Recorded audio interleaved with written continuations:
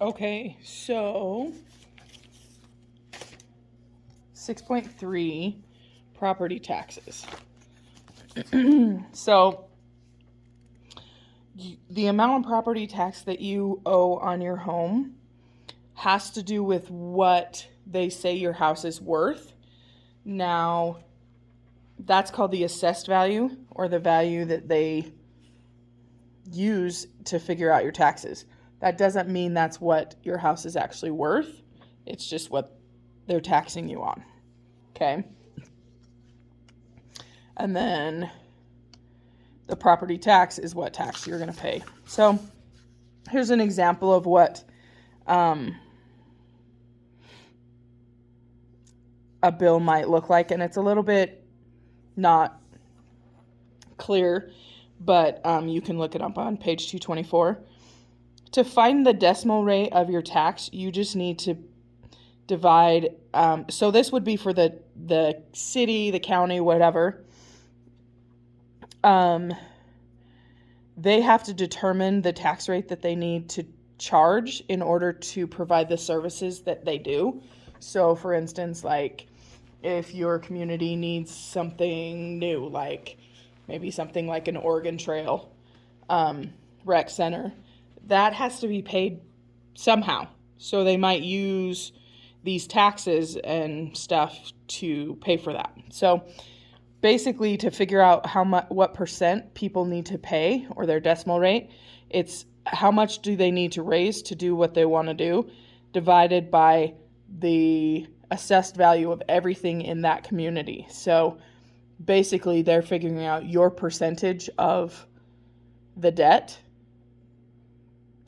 So somebody who has a small home is going to pay quite a bit less than somebody who has a large home, something that's very expensive, a big farm, things like that. Okay. So, like this, for instance, the market value is 150,000. The assessed value is 60,000. So that's what you're going to pay taxes on. Then the tax rate is written like that. Really, if you move it over here, it's 6.2%, but they put it this way so it looks smaller, I'm assuming. Then these are just different types of taxes that this person is paying. Okay. All right. So we have a school district that wants that budgeted expenses. So they're saying that everything, it's going to cost them $6 million. The estimated income from other sources, meaning they're getting money from, I don't know, bake sales, whatever. So they're already able to raise 1.8 million. And so we need to figure out how much they still need in order to figure out the decimal tax rate. And so we need to subtract what they already have access to from the amount that they need.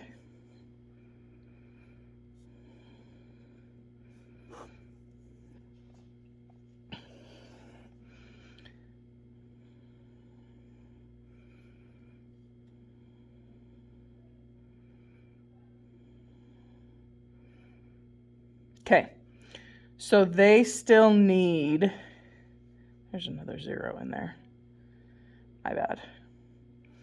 They still need $4,200,000.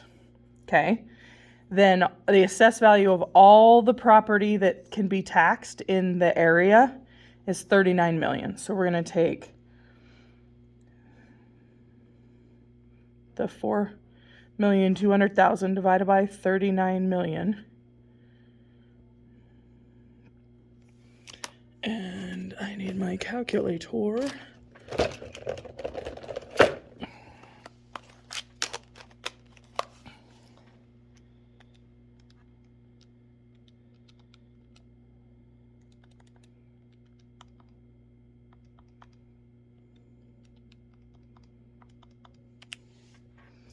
So it's going to give you, and it says rounded to the nearest 100,000th. So tens, hundreds, thousands, 10,000s, 100,000s. 5 decimal places. So you're going to have to write 6 decimal places. So it's 0.10769. Or if you, I mean, that's what it wants. That's like nearly 11%. But anyway, that's how they're going to present it. So then that gets multiplied by your assessed value of your home to figure out your part of the taxes. Okay? So then sometimes things are presented like tax rates per 100 or 1,000. So the Watson's house assessed value is $60,000. The tax rate is $6.20 per 100. So you can't just multiply this by 6.25 because they don't owe that. So if you mark those two off, it's just going to be 600 times 6.2 or 6.20.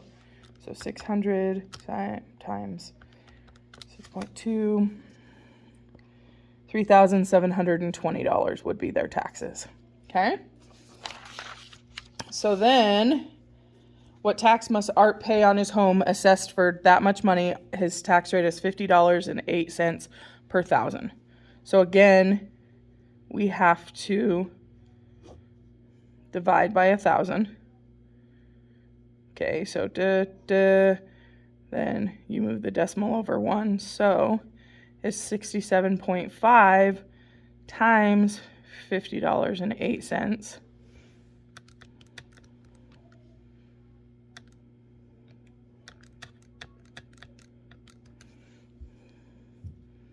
It's $3,380.40. Okay. So then some communities show their tax rate in mils. Don't ask me why, and truly, I don't know who would. But a mil is 1/10 of a cent or 1,000th of a dollar.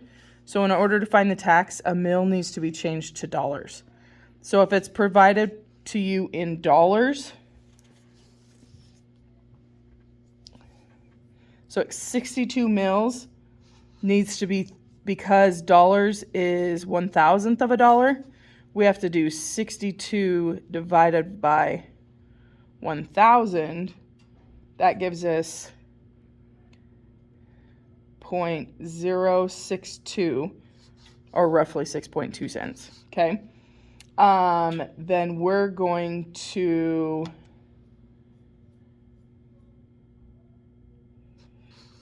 so then we need to change this into dollars, okay?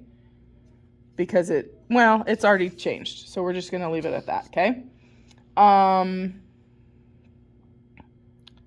Then we're going to take the, hold on, sorry.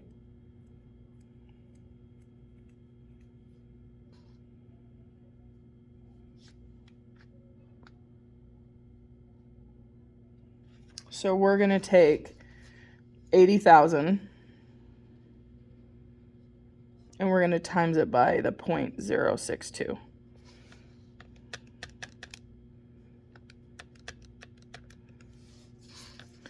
So that's $4,960. So this is the one that you just have to be extra careful of, because 62 is 62 mils per dollar, and if it gives you per dollar, then you have to divide it by 1,000. If it gives you per cent, then you would divide by 100, okay? Because it says a mil is 1/10 of a cent, okay?